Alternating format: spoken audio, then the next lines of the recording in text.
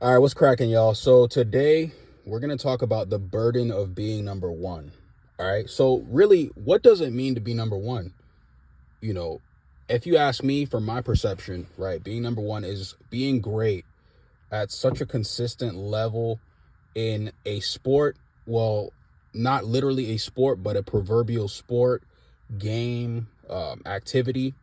Being number one means literally being the best, right? Statistically, and constantly providing that level of just greatness, right? To a point where, okay, you can actually map out somebody's career in something through phases. You have the developmental phase where they're starting out and they might be under somebody's wing. You get what I'm saying? So you got Drake, for instance, right? There's nothing wrong with being under somebody's wing.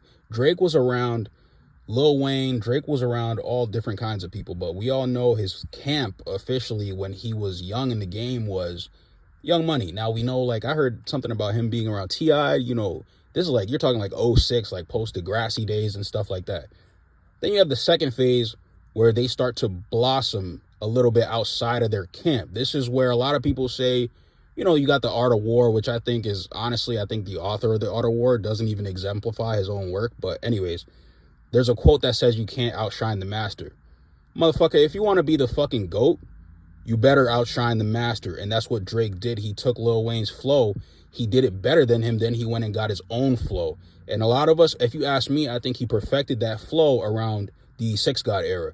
Now, this is 2016, I believe. Late 2015 to 2016. And by the way, Drizzy murdered 2016. I don't want to hear no ifs, ands, or buts about it. Drizzy is 2016 hip hop. I remember I was in the comment section with somebody and they said, "No, like that's actually his work." You don't know Drake like I know Drake.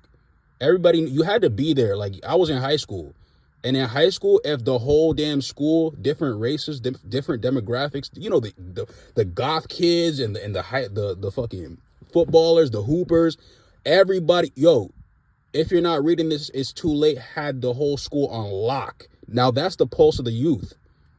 If your whole school's on lock for a mixtape, whatever race you are, whatever demographic, whatever, with the memes on Twitter, not that Drake had the whole streets on lock, the whole everybody on lock. It's shut down, eh? I don't care, right? So Drake perfects his craft. He surpasses Lil Wayne, his master. He establishes his own presence and his own label. Now, that's a separate conversation, whether or not you want to talk about how OVO actually panned out. That's a little bit shaky, but what's the success rate of like even the best rappers, their labels, that's iffy, but he does this. Oh, and by the way, he's coming out with hits, Billboard charting hits from the beginning. When he was still a youngin', when he was still a tadpole, when he was under Wayne, he's been on the charts since like '09. The last nigga that really was doing this like this was Jay-Z. All right? Now, oh, Kendrick's the greatest. There's no Kendrick without Drake. That's what I keep trying to tell people. There's no Kendrick without Drake. And Kendrick's success with They Not Like Us is a direct testimony to Drake's popularity. Anytime you mention Drizzy, it's so polarizing that your own sales go up because you had to mention the God. You had to mention the boy. But you know what it is with Kendrick's fans is, because I used to be a part of the cult. I used to be a part of the cult, bro. Like, I really was obsessed with Kendrick Lamar. But I started to see after what was that album with All Right? To Pimp a Butterfly, which I still like that. Like, I will give an artist props and respect. Like, that's one of my favorite albums. But after that, I think the nuance and the pro-black aura of that kind of sound got stuck into Kendrick's like brain. Like, I wish Kendrick would have just, because what Drake will do, he'll make something like that. And the next album, he's gonna expand into another territory because he's not afraid and he likes to explore. As a musician, I'm not saying you can't have your own niche sound, but when you go from one sound to another sound from another area of the world, and you're paying homage sonically, and you got different styles, sure, people will laugh at Drake. Oh yeah, 1 minute he got a Dominican accent, the next is Toronto. Yeah, but the nigga does it in a way that's fly. You know what I mean? And he pays homage like everywhere he lands. Like, Every soil he touches, he tries to pay homage. But what happens is, in the moment, people love that. But then in hindsight, with people like Kendrick, you want to turn around and say it's corny, this, that, and the third. But actually, when you turn back around, you see, oh, damn, he actually elevated the game a little bit.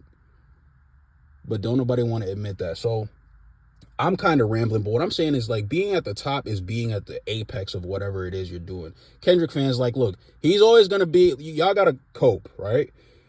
Kendrick is always going to be in the shadow of Drake. Drake took him under his wing. There's no Kendrick without Drake. You feel me? Okay, Kendrick was brought under Interscope with Dr. Dre and 50. No, was it 50? No, hell no, it wasn't 50. 50 ain't fucking with him. But he was put under Dr. Dre.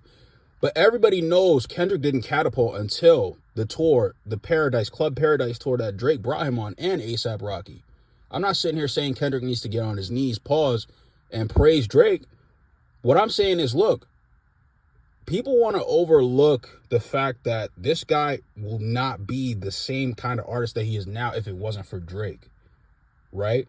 And you can feel the resentment. If I was Drake, man, I would have regretted putting certain dudes on, because look what happens when they bite the hand that feeds you, right? So I'm saying, what does it mean to be the best, bro? You have to be consistent in what you're doing. You have to be at the very top of it. And Drake's been that since 2009. I don't understand why it's hard for people to comprehend. So when Kendrick drops Not Like Us, you guys are taking a small battle, what you guys perceive to be a small battle win, and you guys are running away with it. You don't even want to hear the rest. You feel me? So it's a cult, man. And I think ultimately time will tell, because we all know Kendrick's going back into hibernation. He's running away, bro. He's gone. He's not going to come back until like what year is it?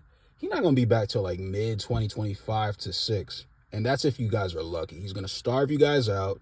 Y'all rib cages are going to be showing like Christian Bale in that movie when he wasn't eating. Y'all going to be starving, because that's what Kendrick does. And I know this because I was a Kendrick fan. All right. I was there when that Pimp to Pimp a Butterfly came out, and then he didn't drop nothing until 2017. He did come out with some mixtapes, but it was some rehashes. But he does this thing where he's gone, dude. No, like, the singles aren't really there. Drake is running every summer, by the way. Like, we always ignore that. He provides the memories and the times, bro. And you guys won't remember. A lot of you guys won't know it until he's gone, dude. You guys want to hate, but it's like, look, I used to try to hate, but man, that guy's consistent. He's like Jordan, right? And that's another analogy that I want to make. Michael Jordan. You got LeBron, right? Who is proverbially, like, he's like the media propagated him to be our generation's Jordan, right? I think Curry's closer to that than Bron, but that's a separate conversation. The media will constantly ignore, for instance, right, the many finals that LeBron James has lost. He's lost more finals than he's won, right? Jordan's never lost the finals.